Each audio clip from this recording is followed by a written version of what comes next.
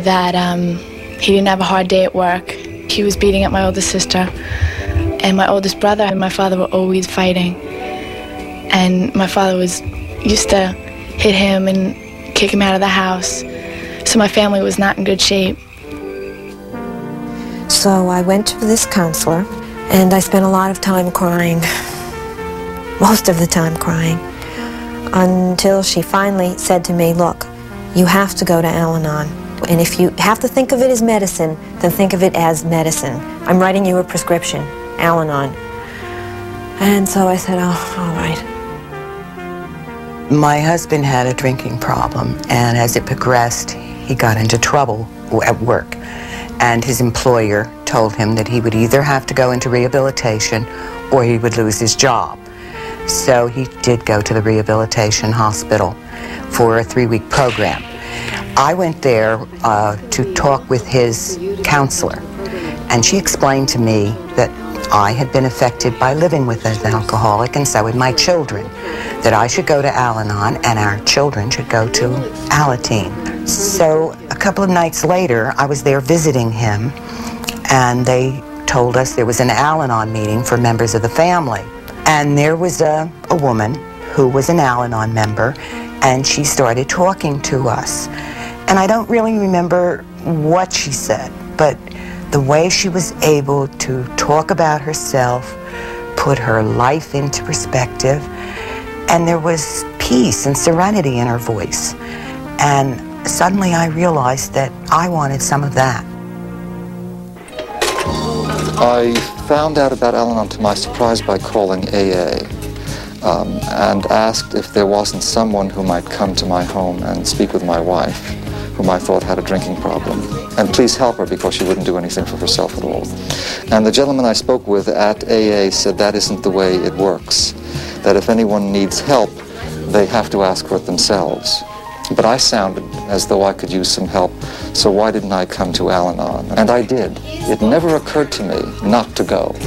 Anyway, I walked into this room in the basement of a church, and I looked around, and all I did was cry. What it really was that there were other people like me. That's just what it was. There were young people, there were older people, there were people who looked like they came from wealth, there were people who evidently did not. All kinds of people, all nationalities. I had the courage to raise my hand and say that I didn't know whether my wife was an alcoholic or had a problem, but I was just totally miserable. And a gentleman answered me and he said, labels don't mean anything.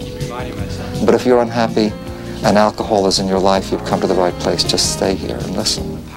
Well, my mother had been in Al-Anon, so I had known a lot about it, but I didn't feel that I needed Alateen. I didn't really think it was something for me in the beginning. I thought it was just going to be a bunch of kids with all these problems and everything, and you know, there was something wrong with all of them, and there was really nothing wrong with me.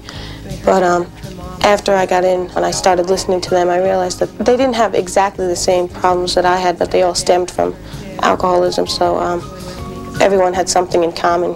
So after a while, I just really liked it, and it was good to know that there were kids your own age that had the same problems as you did.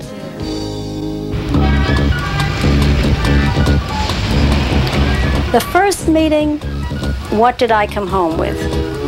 One little phrase, easy does it. And also with a reminder to read my literature and not to get in a confrontation with an active alcoholic. And so I would at home then, if I saw a storm brewing, easy does it. I just listened to what everyone was saying, and one of the sayings that came up very quickly that people relied on was something called the 3 C's. That I did not cause alcoholism in my family, that I couldn't control it in my family, and that I couldn't cure it. The 12 steps gave me a chart that it wasn't just these flooding of emotions anymore. There was a structure now I could work within. The greatest thing you learn in Al-Anon is you do have choices in all the problems you have, including the alcoholic. You can stop, you can think, you don't have to act and react immediately, which sometimes is the worst thing to do. You feel like you belong you know? It's like you don't have to be like someone else. You know, you don't have to join the group to be like them. You can be you and mix very well in Al-Anon. That's nice. At first I was getting relief, but then I started to get an idea that there really is an order to life. Now this was the hardest part of the program for me to grasp, the Al-Anon program, to realize that one is really supposed to be happy